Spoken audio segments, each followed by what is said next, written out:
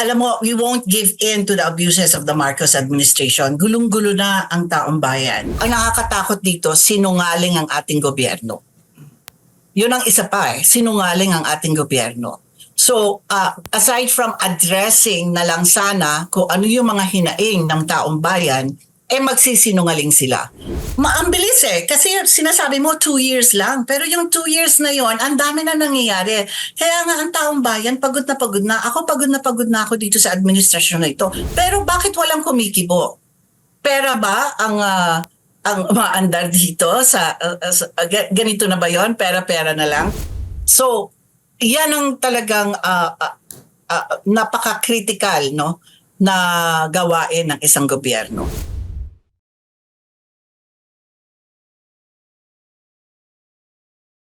And bakit naman namin gusto mag-resign si Marcos, alam mo, we won't give in to the abuses of the Marcos administration. Gulong-gulo na ang taong bayan.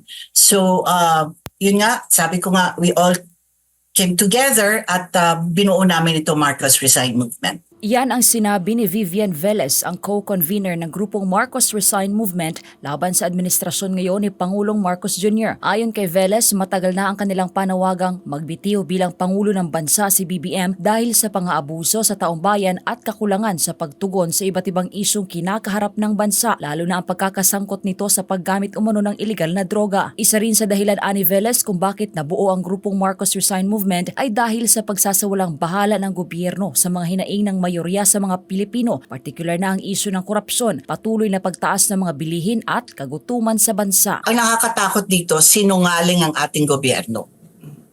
Yun ang isa pa sinungaling ang ating gobyerno. So, aside from addressing na lang sana kung ano yung mga hinaing ng taong bayan, magsisinungaling sila.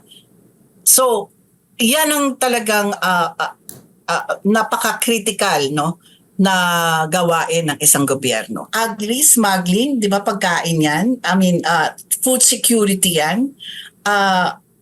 Bakit merong mga ganito, So, ang bilis kasi sinasabi mo 2 years lang, pero yung 2 years na yon, ang dami na nangyayari.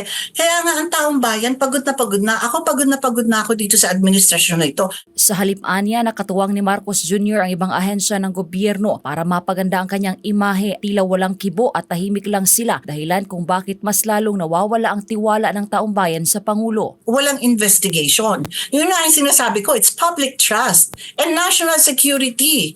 Diba? Nasaan yung mga yon? Impeachable ground lahat yun Pero bakit walang kumikibo?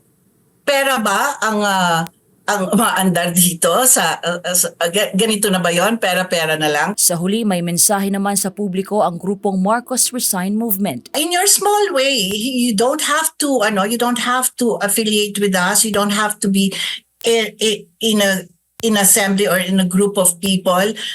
On your own, makakagawa po kayo ma-voice out ninyo kung ano yung mga hinaing nyo dito sa ating Pangulo.